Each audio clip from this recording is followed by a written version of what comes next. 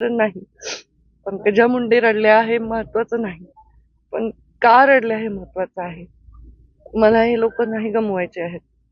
पराभवानी विजयाने मी हालणारी नाही, पण अशा गोष्टी मला खूप हादरवून टाकतात. त्यांची मुलगी जेव्हा तिच्या वडिलांना काय आप्पा बाबा म्हणून रडत होती, तेव्हा मला खूप अस्वस्थ झालं, कारण तिची वेदना मी समजू शकते आणि मी खूप त्या झेललेल्या आहेत